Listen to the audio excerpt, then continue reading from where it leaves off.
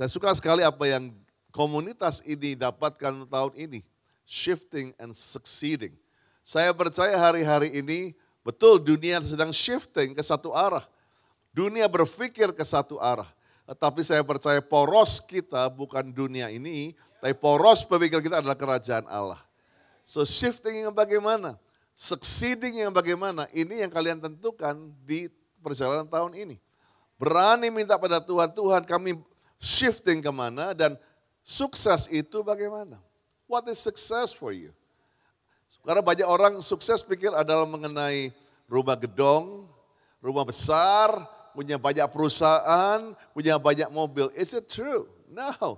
Ada seorang ibu di jemaat saya datang pada saya nangis, dia bilang, Pastor bisa nggak? Pastor doakan saya untuk apa? Saya bilang untuk miskin lagi katanya begitu. Lalu saya bilang kok bisa? Dulu waktu doa minta berkat, minta dapat apa? Betul, berhasil. Wah perusahaan jadi besar. Karena perusahaan jadi besar suami jadi repot. Nggak pernah ke gereja, saking repotnya. Nggak pernah pulang saudaraku. Lupa rumahnya di mana. Saya dulu waktu belum sukses, maka suami saya menjadi pendoa yang paling pagi di ruang doa kami. Dia nangis paling keras, dia berteriak paling keras. Sekarang setelah sukses, jadi tidak ingat lagi itu. Nah kalau bicara seperti ini, sukses bagaimana? Supaya kita sama dulu paradigma kita. Oleh sebab itu, saya percaya ini bukan paradigma Pak Leo, bukan paradigma daripada para pemimpin di tempat ini. Tapi kita pakai paradigmanya Tuhan. Always back to the Bible, apa yang berkata mengenai sukses.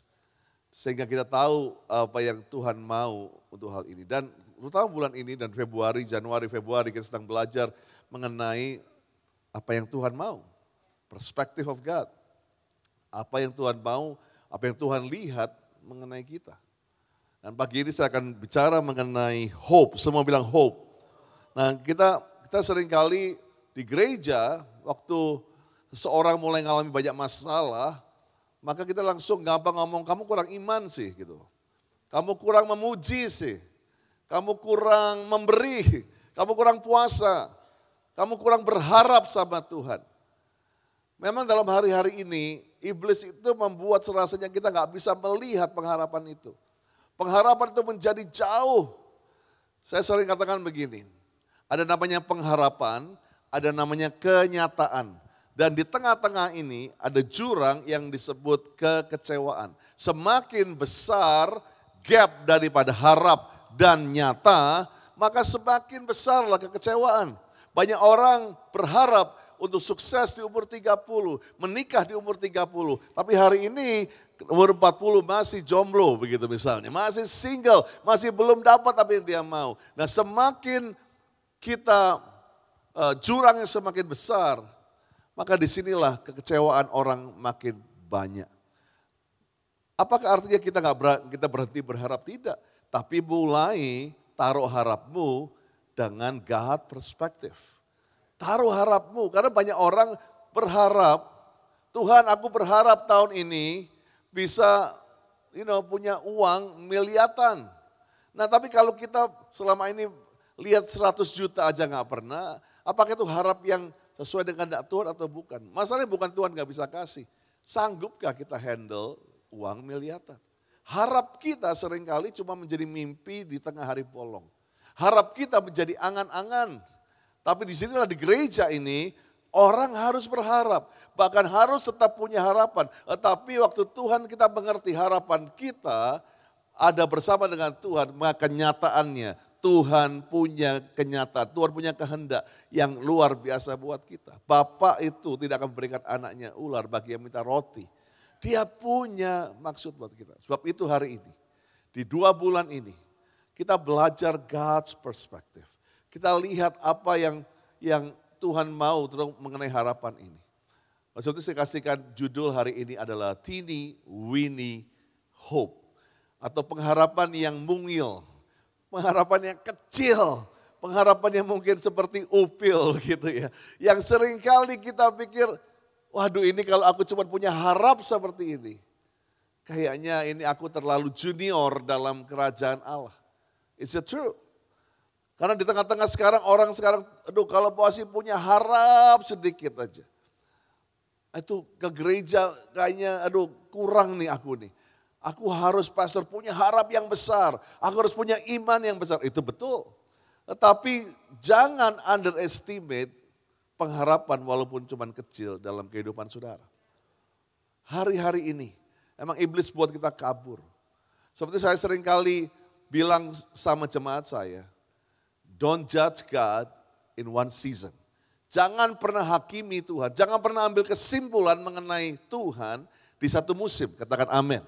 Kita sering kali gampang, oh Tuhan kau begitu jahat, kau begitu jauh. Cuma dalam satu season.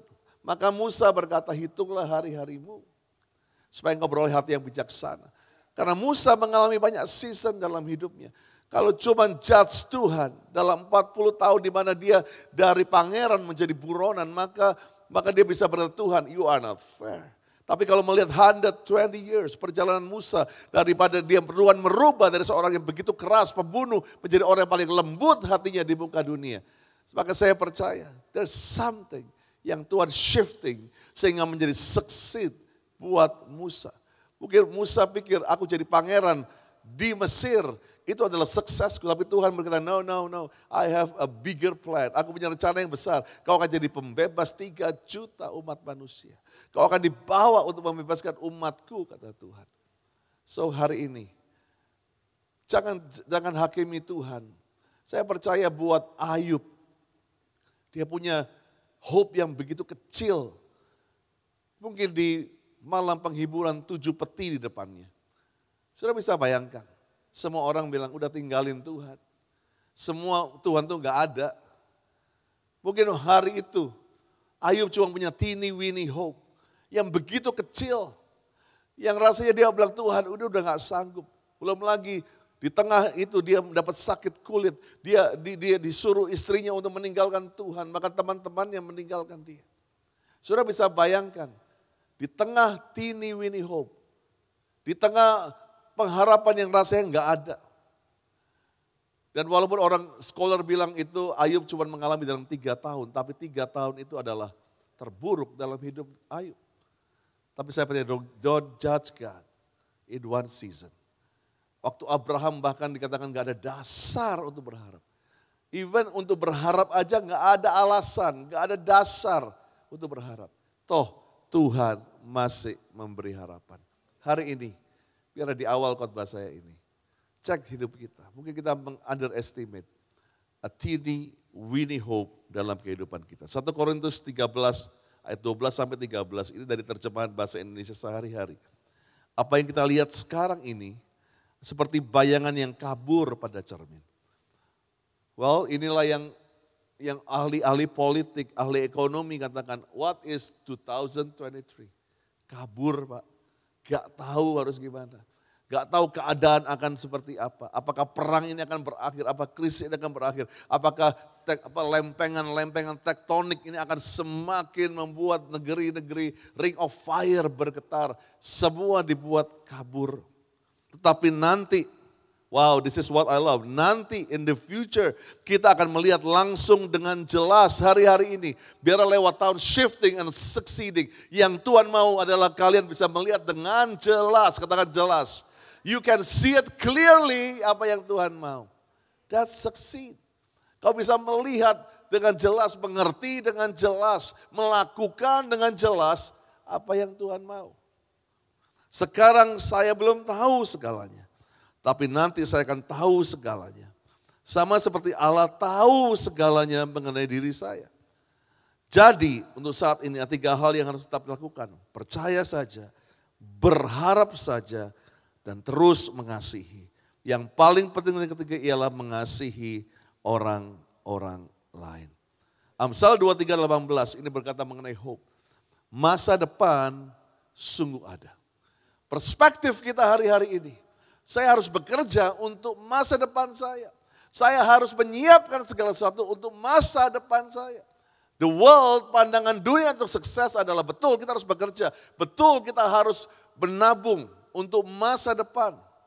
Tapi saya percaya masa depan kita itu dijamin oleh darah Yesus. Dan harapanmu tidak akan hilang. Nah, kita belajar hari ini, what is succeed? Semua orang bilang kami mau berhasil di masa depan. Maka kita belajar tahun ini, perspektif Tuhan mengenai masa depan. Bahkan Amsal 13:12, harapan yang tertunda menyedihkan hati. Tapi keinginan yang terpenuhi adalah pohon kehidupan. Hari-hari ini mungkin Tuhan izinkan, lewat perspektif Tuhan.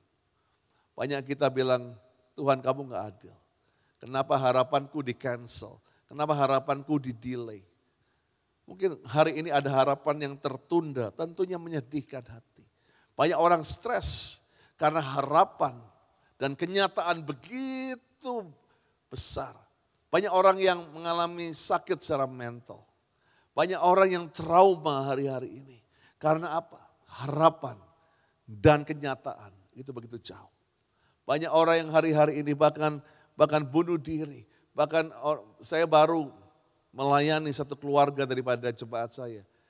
Yang baru makan sama-sama. Tetapi karena stres kehidupannya. Bapak ini memutuskan untuk bunuh diri. Satu hal yang tidak pernah disangka oleh keluarga ini. Mereka begitu hancur sungguh-sungguh.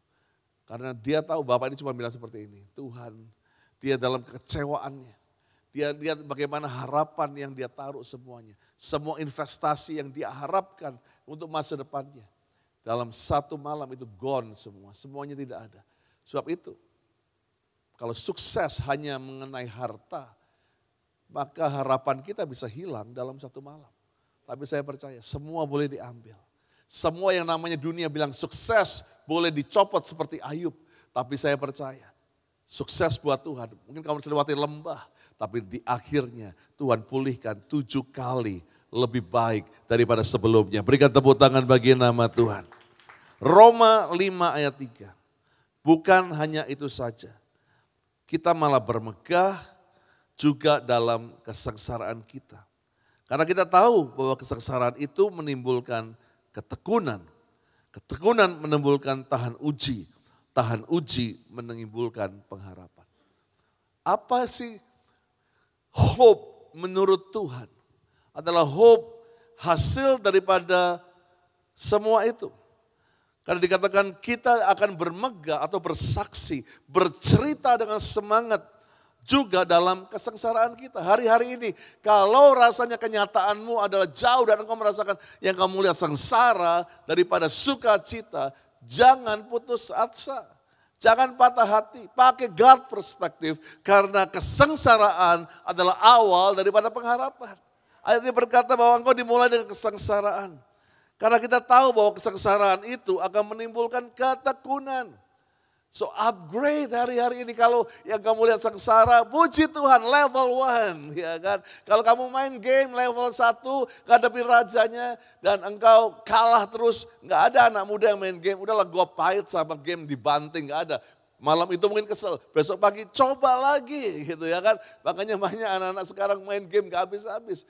Karena apa? Mereka tahu bahwa ini cuma raja yang level 1. Bahwa saya percaya kalau engkau sengsara hari ini, jangan tinggalkan Tuhan for kesengsaraan.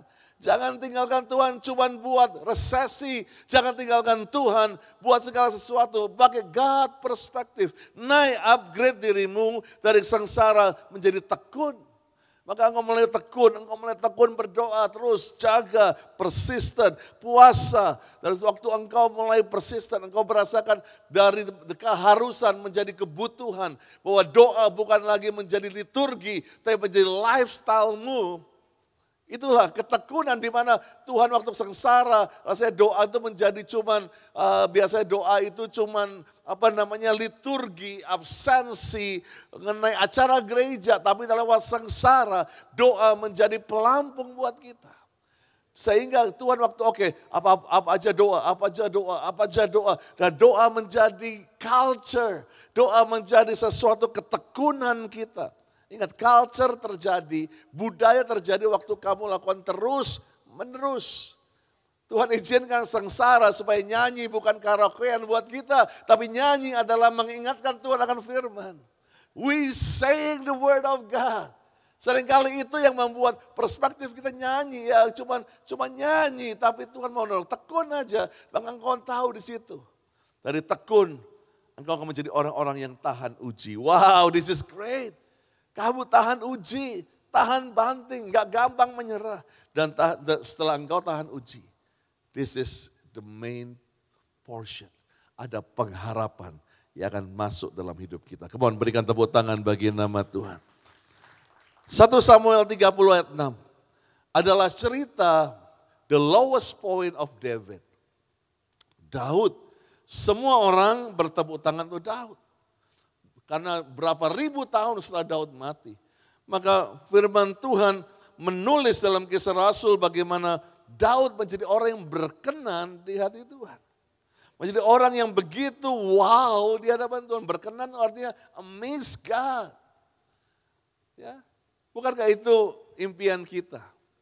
Ya, bagaimana Tuhan menyebut Pak Hendra, Pastor Hendra adalah orang yang dikasihi Tuhan, yang berkenan di hati Tuhan, yang melakukan kehendak Tuhan pada zamannya. Bukankah itu selalu idaman kita? Bukannya di Hall of Fame manusia, bukan ada plakat dari pemerintah, tetapi Tuhan saya berkata, yes, kamu, namamu, kamu berkenan di hatiku. Itulah satu pengharapan yang selalu kita mau, Tuhan ajar aku berkenan. Tapi kalau kita lihat bagaimana di 1 Samuel 30 ini berbicara bagaimana di Siklak. Di Siklak adalah satu masa the lowest point of David. Dia dalam satu masa yang begitu mungkin terendah dalam hidupnya. Kita baca saja 30 ayat 6. Dan Daud sangat terjepit karena rakyat mengatakan hendak melempari dia dengan batu. So rakyat itu telah pedih hati masing-masing karena anaknya laki-laki dan perempuan. Tetapi Daud menguatkan kepercayaannya kepada Tuhan Allahnya. Waktu saya baca bahasa aslinya, Daud menguatkan kepercayaan. Dia menggali walaupun dia cuma punya harap yang kecil. Dia berusaha percaya, dia berusaha menguatkan imannya walaupun pengharapannya a teeny weeny hope. Pengharapannya cuma tinggal mungkin sudah dekat empty, kayak bensin itu udah tinggal mau mogok saja. Tapi dia berusaha menguatkan imannya walaupun pengharapannya kecil. Apa yang terjadi di Siklak? Semua tahu bagaimana di situ bahwa rumahnya dibakar. Istananya dibakar, istri anak-anaknya dicuri orang Amalek. Bahkan di kampung itu semua istri, anak-anak, orang-orang yang juga semua diculik oleh orang-orang Amalek. Dan yang lebih tragisnya, dia akan dirajam oleh batu dengan orang-orang yang ada dalam penduduk di sekitar kampung itu. Dia mau dirajam karena apa yang dia lakukan buat orang-orang itu. Sehingga kalau kita flashback, bagaimana Daud dalam lowest point-nya, mungkin dia melihat bagaimana dia menjadi orang yang selalu kayaknya jauh dari berharap. Dia menjadi orang yang menjadi kambing hitam di keluarganya. Menjadi orang yang paling gak dilihat. Bahkan kalau semua tahu bagaimana Mazmur ditulis, aku tidak tahu ayahku, tidak tahu ibuku. Ini berkata seringkali bagaimana sebetulnya Daud bukan anak yang legal daripada Isai. Bahkan ada para scholar bilang Daud seperti anak yang tertolak sehingga dia gak diingat. Dia menjadi orang yang bahkan tidak lagi dibanggakan oleh ayahnya. Waktu dia berhasil bunuh Goliat, justru yang dia dapat bukan pujian daripada Saul, tapi lembing yang hampir membunuh dia. Waktu dia terpaksa menikahi anak Saul yang namanya Mikal karena politik, tapi istrinya justru yang mengolok-olok dia. Mikal yang berkata engkau raja seperti orang gila. Saudara bisa bayangkan begitu banyak masalah, harapan yang kabur dalam kehidupan Daud. Bahkan waktu dia berzina dengan Batsheba, dia harus buat lagu pengakuan mengenai dosanya. Saudara bisa bayangkan waktu itu di radio Israel, nomor 1, top 10 lagu Israel adalah kejatuhan Daud begitu. Saudara bisa bayangkan Dia mendapat begitu malu, dia bisa mendapatkan begitu banyak hal, proses demi proses. Anak perempuannya diperkosa, anak-anaknya sendiri mau kudeta dia. The whole, hampir seluruh hidup Daud. Rasanya tidak mungkin ujungnya bisa Tuhan berkata, hai Daud bin Isai, engkau berkenan di hatiku. Bahkan mungkin orang-orang di zamannya pada waktu bilang, kamu dikutuk apa Daud? Kamu itu memang udah ditakdirkan mungkin menderita. Kamu ditakdirkan untuk menjadi orang yang terbuang. Mungkin waktu itu hope-nya dia udah begitu kecil. Bahkan sempat dia mungkin berkata, mungkin Tuhan aku ini anak tirimu Tuhan. Di Siklak, di tengah dia mau dirajam, dia bilang, come on God, I just have a teeny weeny hope. Tetapi semua tahu, firman Tuhan yang mencatat kesimpulan berapa ribu tahun setelah Daud, lewat hidupnya, ada yang disebut the son of David, anak Daud, keturunan Daud, Jesus. Dilahirkan lewat seorang yang mungkin rasanya no hope. Yang rasanya tidak hidupnya penuh dengan proses. Jangan pernah lihat apa yang terjadi pada dirimu hari ini. Pakai perspektif Tuhan. Proses hari ini membuat your future penuh dengan kemenangan. Come on, berikan tepuk tangan bagi nama Tuhan Yesus. Kisah Rasul 13:22. Setelah Saul disingkirkan, Allah mengangkat Daud menjadi raja mereka. Tentang Daud, Allah menyatakan, aku mendapatkan Daud bin Isai, seorang yang berkenan di hatiku, melakukan segala kehendakku. Saya minta pemain musik untuk maju. Ada satu penelitian yang dilakukan oleh Dr. Martin Seligman. Yang dia mempelajari yang disebut dengan the learned helplessness. Atau ketidakberdayaan atau tidak adanya pengharapan yang bisa dipelajari. Maka dia membuat satu penelitian bagaimana rasa hopeless, rasa tidak punya pengharapan itu sebetulnya menjadi tradisi atau satu budaya yang menjadi kebiasaan bagi orang-orang. Kenapa dia melakukan itu? Karena adanya cerai, dilecehkan, diperkosa, bangkrut, atau kehilangan yang dia punya membuat orang menjadi begitu traumatik. Menjadi orang begitu gak lagi punya harap, gak lagi punya iman di situ. Dan dia mulai mempelajari yang disebut dengan learn helplessness. Caranya bagaimana? Dia dengan melihat gajah-gajah di India. Waktu dia melihat gajah di India, maka waktu kecil, gajah itu diikatkan rantai di kakinya dan ditaruh di pasak besi, rantai besi, pasak besi yang disemen di situ. Harus kuat. Maka gajah, walaupun kecil, gajah itu udah besar, udah punya tenaga yang kuat. Maka gajah kecil itu akan lari, dia lalu tiba-tiba dia keikat kakinya. Tapi dia masih punya iman, dia masih punya harap, dia lari lagi ke sebelah sini dan tiba-tiba lari kakinya. Dia bilang apa sih ini? Tapi dia terus berlari, month, days, week, minggu dia coba. Sampai kakinya mulai berdarah, mulai lecet, mulai dia dia bilang gua coba lagi besok. Pagi-pagi dia coba lari karena begitu kuat. Tarik, tidak bisa. Maka orang-orang di India akan melihat. Satu kali gajah kecil ini mulai give up. Mulai berhenti punya pengharapan. Karena dia coba month by month. Bulan dengan bulan. Bahkan setahun dia coba dengan kekuatannya. Lecet. Sembuh. Lecet lagi. Dia coba semuanya hari demi hari. No hope. Dia mulai diam, jalannya mulai pelan. Dia coba tetap, tapi dia coba ya udah, dia balik lagi. Nah setelah begitu, mudah bagi mereka untuk menjinakkan seekor gajah yang besar. Gajah kecil itu mulai tumbuh menjadi gajah yang begitu besar, yang beratnya bisa 1 ton. bahkan hampir setengah daripada panggung ini. Besar, mighty elephant. Tapi yang dilakukan setelah mereka melalui proses sakit, tidak punya pengharapan lagi. Cuma dikasih satu bambu kecil.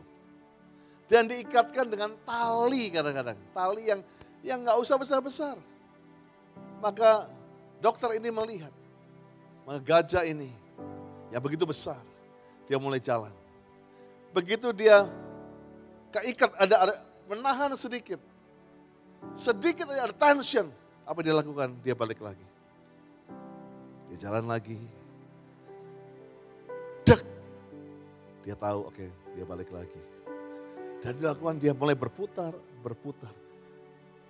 Sudah bisa bayangkan. Gajah yang begitu besar. 1 ton. Tenaganya luar biasa. Cuma satu bambu dan tali yang kecil. 1 kibas. Lepas harusnya. But this is the learned hopelessness yang dokter ini katakan. Bagaimana keadaan yang besar. Tapi karena melalui traumatic. Di mana dia sempat mengalami masa-masa hopeless. Yang gak punya pengharapan. What's happened with us? Dulu kita begitu orang yang tekun, persisten, tahan uji, berdoa. Tapi waktu kita berdoa justru jatuh. Waktu berdoa ketimpa tangga. Waktu berdoa justru kita kena paku berkarat. Waktu kita jatuh, kena paku berkarat. Ditimpa segala masalah, kayaknya proses ngantri depan kita. Kita menjadi orang yang learn hopelessness. Sakit. Maka celakanya kita, walaupun kita punya talenta yang besar. Kita cuma bilang, no. Enggak bisa.